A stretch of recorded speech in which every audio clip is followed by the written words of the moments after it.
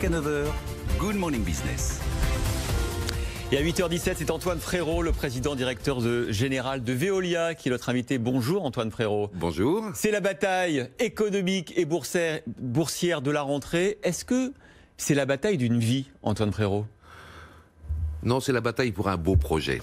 Et je vais quand même rapidement vous le résumer. Il s'agit de créer en France le super champion mondial pour la transformation écologique. Quel est le bénéfice de ce projet? C'est d'avoir une entreprise capable de proposer toutes les solutions pour traiter toutes les pollutions, même les pollutions les plus difficiles, et pour apporter des solutions également à la rareté des ressources de matières premières, avec le recyclage ou l'économie circulaire. C'est un projet qui va bénéficier à tous, aux clients, aux salariés, à la planète et au pays. Et aux collectivités locales qui sont vos clientes, notamment pour le traitement de l'eau et des déchets, parce que certains opposants à ce projet de rachat de Suez disent il n'y aura plus le choix pour une commune entre l'ancienne Lyonnaise des Eaux et Générale des Eaux, il faudra choisir Veolia. Eh bien, c'est tout le contraire. Parce que notre engagement, c'est la préservation de tous les emplois et c'est la préservation de la concurrence. Comment vous faites pour la concurrence? Eh bien, lorsqu'il y a un chevauchement, et ce chevauchement entre nos deux entreprises, existe essentiellement en France. Et essentiellement dans l'eau. Et dans l'eau. Eh bien, nous avons sécurisé avec un partenaire, l'entreprise française de gestion d'infrastructure Meridiam, dont c'est la spécialité, la reprise des activités d'eau en France pour Suez. Et cette entreprise Meridiam, elle a un très ambitieux projet pour l'eau en France. Elle est prête à lui apporter des moyens importants, sans doute plus même que sa maison mère aujourd'hui est capable de lui apporter. Et elle peut garantir que tous les emplois seront préservés dans l'eau en France chez Suez, mais également que les Français ne paieront pas plus cher l'euro.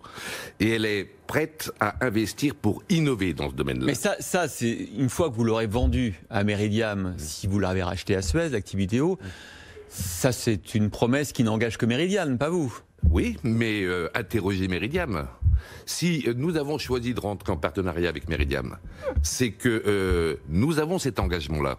Meridiam, c'est une entreprise qui existe depuis 15 ans, qui a réalisé... Un fonds d'investissement qui fait des investissements de très long terme et qui jusqu'à présent a tenu sa parole, c'est-à-dire qu'elle garde tous ses actifs. Elle n'a jamais vendu une seule activité qu'elle a créée. Et elle travaille avec les collectivités locales, elle est au service des collectivités locales. Donc il y a là toutes les garanties pour qu'il y ait un bel avenir pour cette activité en France et qu'il y ait une belle concurrence, une forte émulation entre Veolia, mais aussi avec Meridiam. Mais pourtant, Antoine Frérot, Suez, son conseil d'administration, vous a dit non avant-hier. Est-ce que vous avez compris ce non ? La plus forte actif d'une entreprise, ce sont ses salariés et ses talents. Notre projet, il est inclusif, il est amical. Nous souhaitons convaincre tous les salariés de Suez de nous accompagner dans ce projet. Et je réitère devant vous, publiquement, mon invitation à Bertrand Camus, le directeur général, de venir discuter avec moi de ce magnifique projet. Vous lui avez passé un coup de fil depuis dimanche ? Je l'ai appelé dès le début du mois d'août pour lui proposer de construire ensemble ce projet. Ah, parce que lui, il dit qu'il n'est pas au courant. Il dit, c'est ce qu'ils ont dit au conseil d'administration, ils ont été pris de court et par surprise. J'ai appelé Bertrand Camus dès le début du mois d'août, juste après que Engie ait annoncé son souhait de réfléchir à sa participation. De vendre ses 33% dans Suez. Bertrand Camus a souhaité essayer de continuer sa route seul, ce que je comprends tout à fait aussi. Donc je lui réitère aujourd'hui mon invitation pour construire ensemble ce projet. Il y a une place pour tout le monde dans ce projet, pour tous les salariés, tous les managers, tout le top management de Suez. Si cette opération se fait, vous allez devoir rassembler les équipes. Est-ce qu'on peut travailler avec des gens qui vous ont dit non ? au départ? Bien évidemment. Bon. D'abord, vous savez, les cultures des deux entreprises, les cultures professionnelles sont proches. Ces métiers, nous les avons construits l'un et l'autre depuis plus de 100 ans. Et lorsque on compare avec d'autres entreprises hors de France, nous voyons que nous avons une manière de voir ce métier, de le sentir, de le construire, de l'exécuter bien plus proche avec les entreprises hors de France. Donc il y a une proximité de culture et de valeurs. Il n'y a pas une rivalité historique, parce que là, vous parlez du mariage de la Lyonnaise des Eaux et de la Générale des Eaux, pour ceux qui ont plus de 20 ans, qui peuvent comprendre ce qu'on dit. Donc, est-ce que c'est pas, vous ressuscitez pas cette vieille rivalité française? C'est le moment de la dépasser. C'est le moment de la dépasser parce que jamais l'urgence écologique a été aussi forte. Jamais la plupart des populations, la plupart des pays ressentent cette nécessité d'agir rapidement pour l'écologie.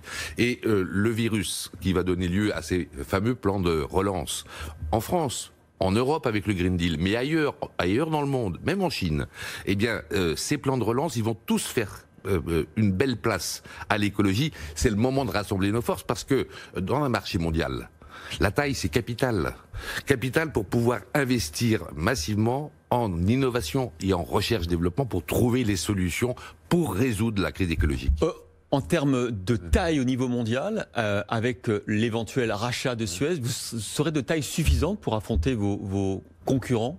Eh bien, c'est ce que nous espérons. Parce qu'on est encore tout petit, même en rachetant Suez, vous aurez moins de 5% du marché mondial. Oui, parce que c'est un marché nouveau, c'est un marché qui se consolide tout juste, et nous serons effectivement avec moins de 5%, mais nous serons clairement le grand champion mondial.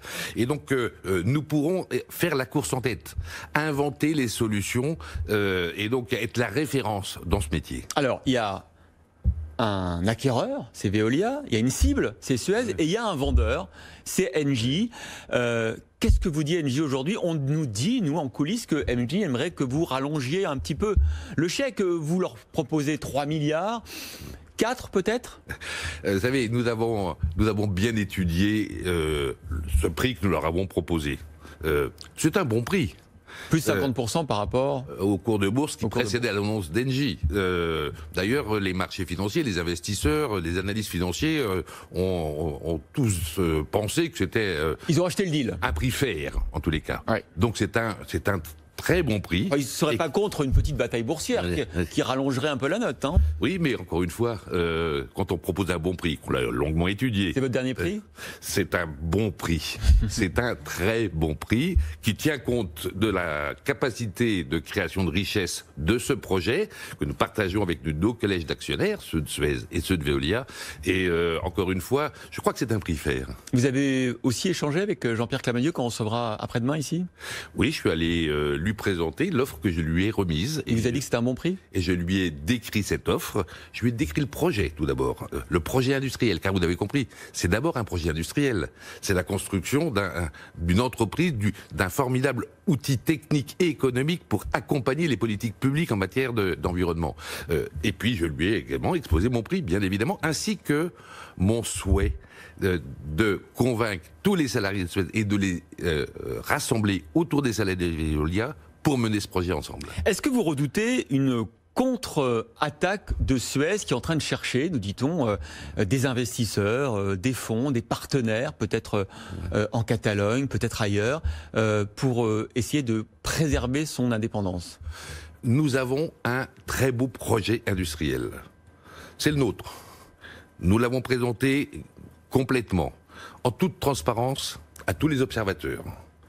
Eh bien, s'il y a un autre projet, ils seront comparés, ces projets. Et chacun pourra comparer entre notre projet, ce projet qui apporte des bénéfices à toutes les parties prenantes, comme je l'ai exposé tout à l'heure, y compris à notre pays, et puis un autre projet. Je suis persuadé que ce projet-là, ce projet d'un grand champion mondial de la transformation écologique, c'est le meilleur projet qu'on puisse faire avec ces deux entreprises et tous leurs talents. Est-ce que vous allez y arriver? Est-ce que vous avez la conviction que vous allez racheter Suez? Je suis convaincu que je convaincrai tous les acteurs que c'est ça qu'il faut faire maintenant. Car c'est l'occasion ou jamais.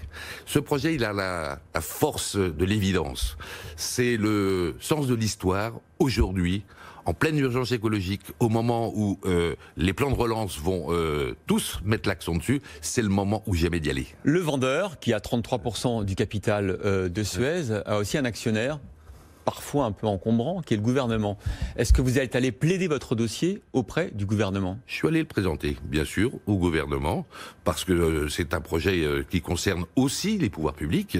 C'est un projet fort pour la France. Ah oui, ça concerne beaucoup de collectivités locales. C'est un projet qui concerne beaucoup les collectivités locales. Lui, il leur expliquait ce que je viens de vous dire. C'est-à-dire que pour les collectivités locales, c'est tout bénéfice. C'est un projet qui est gagnant pour les collectivités locales, qui est gagnant pour les salariés, qui est gagnant pour le pays. Qu'est-ce que vous avez dit, win-win-win. Qu'est-ce que vous avez dit, Jean Castex? Il m'a dit qu'il trouvait que c'était un beau projet. Et il vous a donné son feu vert? Il n'a pas le donné. Et il m'a écouté et il m'a posé des questions et je lui ai exposé tous les détails de ce projet. Le prochain acte, vous avez dit que votre offre durait 1 mois. Si ça n'aboutissait pas, est-ce que vous avez dit que vous étiez gentleman pour le moment, 29% du capital, et qu'ensuite vous irez voir les autorités anti-concurrence et on discuterait et avant de lancer une OPA. Est-ce que vous pourriez lancer l'OPA directement si le deal à 29% ne se fait pas? Ça, je ne peux pas encore vous dire. Ça dépendra beaucoup. C'est pas exclu, une OPA? C'est pas exclu, rien n'est exclu. Ça dépendra beaucoup des raisons qui font que Engie n'accepte pas notre proposition. Et nous aviserons à ce moment-là. Merci beaucoup, Antoine Frérot, président directeur général de Veolia, d'avoir expliqué votre projet, de l'avoir défendu et nous avoir expliqué les hypothèses, les scénarios de la suite. C'est Jean-Pierre Clamadieu, le vendeur, qui sera avec nous à votre place dans 48 heures. Parfait. Et ben voilà, il vous répondra. Merci beaucoup, Antoine Frérot. Merci à vous.